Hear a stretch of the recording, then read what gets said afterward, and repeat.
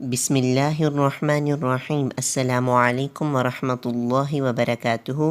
امید ہے آپ سب خیریت سے ہوں گے۔ آج کلاس 7 کمپیوٹر کے سمر ٹاسک کے پارٹ 3 کے اندر آپ سب کو خوش آمدید۔ تو آئیے بغیر دیر کیے شروع کرتے ہیں۔ تو ہمارا آج کا پہلا سوال ہے کہ پروسیسنگ سے کیا مراد ہے؟ اس کے جواب میں ہے کہ پروسیسنگ ایک ایسا عمل ہے جس کے ذریعے سی پی یو یعنی سینٹرل پروسیسنگ یونٹ کمپیوٹر کو دیے گئے ہماری طرف سے ان پٹ پر، جو کہ ان پٹ ڈیوائسز سے اس کو ریسیو ہوتا ہے، اس پر کام کرتا ہے اور اس سے ایک آؤٹ پٹ پیدا کرتا ہے، یعنی انفارمیشن، معلومات۔ یعنی جو ہم کام ان پٹ ڈیوائسز کے تھرو کمپیوٹر کو دیتے ہیں، اس سے کمپیوٹر سی پی یو کے ذریعے جو آؤٹ پٹ پیدا کرتا ہے، اس سارے عمل کا نام پروسیسنگ ہے۔ تو ہمارا اس سے اگلا سوال ہے کہ سی پی یو کی ورکنگ کیا ہے، یعنی سینٹرل پروسیسنگ یونٹ کیا کام کرتا ہے؟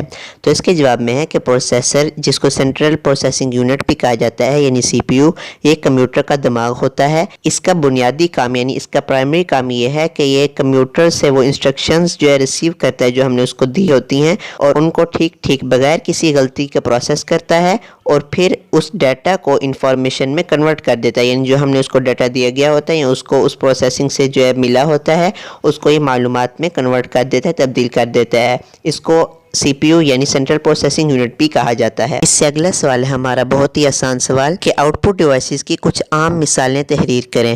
تو اس کا جواب ہے کہ آؤٹ پٹ ڈیوائسز کی کچھ عام مثالیں درج ذیل ہیں۔ پرنٹر، جی یہ ہمارے پاس آؤٹ پٹ ڈیوائس ہے جو کہ چیزیں پرنٹ کرتا ہے، پیجز پرنٹ کرتا ہے، ہمیں تصویریں، ڈاکومنٹ وغیرہ چاہیے ہوتے ہیں۔ اسپیکر ہمارے لیے آواز کا کام کرتا ہے، آواز بطور آؤٹ پٹ ہمیں دیتا ہے۔ اور مانیٹر ڈسپلے، یعنی ہمیں کوئی چیز دکھاتا ہے، اسکرین وغیرہ دکھاتا ہے۔ تو یہ تینوں بہت عام سی کامن ڈیوائسز ہیں جو کہ آؤٹ پٹ ڈیوائسز ہیں۔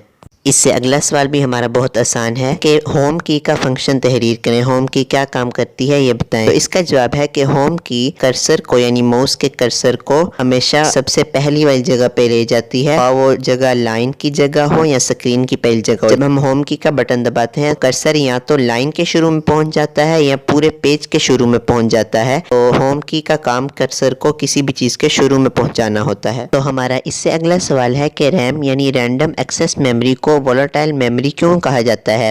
یاد رکھیں وولٹائل کا مطلب ہوتا ہے غیر مستحکم، یعنی ایسی چیز جو کھڑی نہ رہ سکے، جو سٹینڈ نہ کر سکے۔ اس کا جواب ہے کہ ریم یعنی رینڈم ایکسیس میموری کو وولٹائل یعنی غیر مستحکم میموری اس لیے کہا جاتا ہے کہ جب ہم پاور آف کرتے ہیں، کمپیوٹر کو آف کرتے ہیں، تو ریم اپنے اندر جتنی بھی معلومات، ڈیٹا اور کنٹینٹس وغیرہ ہوتے ہیں وہ کھو دیتی ہے، وہ لاسٹ کر دیتی ہے۔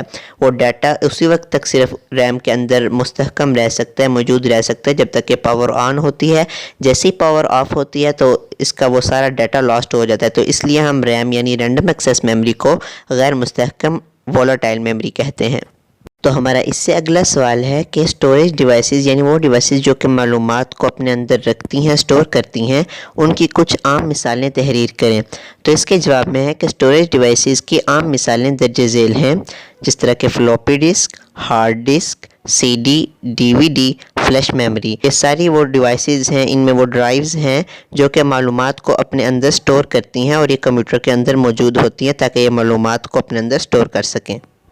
تو اس سے اگلا ہمارا سوال ہے کہ فلوپی ڈسک پر ایک چھوٹا سا بریف سا نوٹ لکھیں۔ تو اس کا جواب ہے کہ فلوپی ڈسک ایک ایسی ڈیوائس ہے جو ہم آسانی سے ایک جگہ سے دوسری جگہ لے کر جا سکتے ہیں، یعنی یہ پورٹیبل ڈیوائس ہے، ہمیں ایک جگہ سے دوسری جگہ لے جانے میں کوئی دقت کا سامنا نہیں کرنا پڑتا، اور یہ ان ایکسپینسیو اسٹوریج ڈیوائس ہے، یعنی یہ سستی اسٹوریج ڈیوائس ہے، کوئی مہنگی اسٹوریج ڈیوائس نہیں ہے۔ اس کے اندر ایک فلیکسیبل میگنیٹک فلم ہوتی ہے جو کہ اسٹرچ ہو سکتی ہے اور سکڑ سکتی ہے، اور یہ فلم ایک پلاسٹک کیس کے اندر بند کی گئی ہوتی ہے۔ ایک معیاری فلوپی ڈسک 3.5 انچز چوڑی ہو سکتی ہے۔ تو اس سے اگلا سوال ہے ہمارا کہ موڈیم کو ڈیفائن کریں اور اس کی ٹائپس کے بارے میں بتائیں۔ تو اس کا جواب ہے کہ موڈیم ایک ایسی ڈیوائس ہے جو کہ انٹرنیٹ پر دوسرے کمپیوٹرز کے ساتھ کنیکٹ ہونے اور ان سے رابطہ کرنے کے لیے استعمال کی جاتی ہے۔